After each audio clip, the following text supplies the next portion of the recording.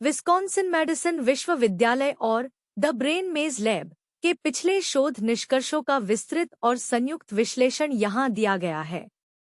एक, तंत्रिका तंत्र और जैविक विनियमन, नर्वस सिस्टम बायोलॉजिकल रेगुलेशन।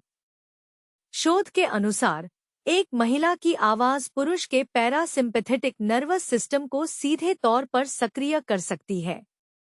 यह प्रक्रिया एक जैविक नियामक के रूप में कार्य करती है, जिससे शरीर में निम्नलिखित परिवर्तन होते हैं। तनाव हार्मोन में कमी, रक्त में कॉर्टिसोल जैसे तनाव पैदा करने वाले हार्मोन का स्तर गिरने लगता है। हृदय और श्वसन, हृदय गति धीमी हो जाती है और श्वसन दर में स्थिरता आती है, जिससे शरीर गहरे विश्राम डीप रिलैक्सेशन की स्थिति में पहुंच जाता है। 2. हार्मोनल प्रभाव और सुरक्षा की भावना, हार्मोनल इम्पैक्ट सिक्योरिटी। जब कोई पुरुष किसी भरोसेमंद महिला की आवाज सुनता है तो मस्तिष्क में ऑक्सीटोसिन का स्राव बढ़ जाता है।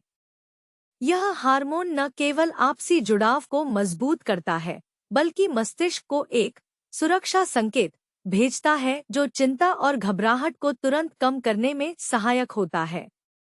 3. मस्तिष्क की कार्यप्रणाली और ध्वनि की लय, ब्रेन फंक्शन प्रोसोडी। मस्तिष्क के ऑडिटरी कॉर्टेक्स और एमिगडाला महिला स्वर की मधुरता और लय प्रोसोडी के प्रति विशेष रूप से संवेदनशील होते हैं। महिला की आवाज की उच्च पिच और लयबद्धता मस्तिष्क के डर और तनाव को नियंत्रित करने वाले केंद्रों को शांत करती है। 4. व्यावहारिक अनुप्रयोग, प्रैक्टिकल एप्लीकेशंस। यह शक्ति केवल व्यक्तिगत संबंधों तक सीमित नहीं है, बल्कि चिकित्सा जैसे क्षेत्रों में भी प्रभावी है। उदाहरण के लिए, सहानुभूतिपूर्ण महिला स्वर मरीजों के मानसिक तनाव को कम करके उनके उपचार की प्रभावशीलता को बढ़ा सकता है। AI centre Nandurbar. Teacher with black board. Arvind.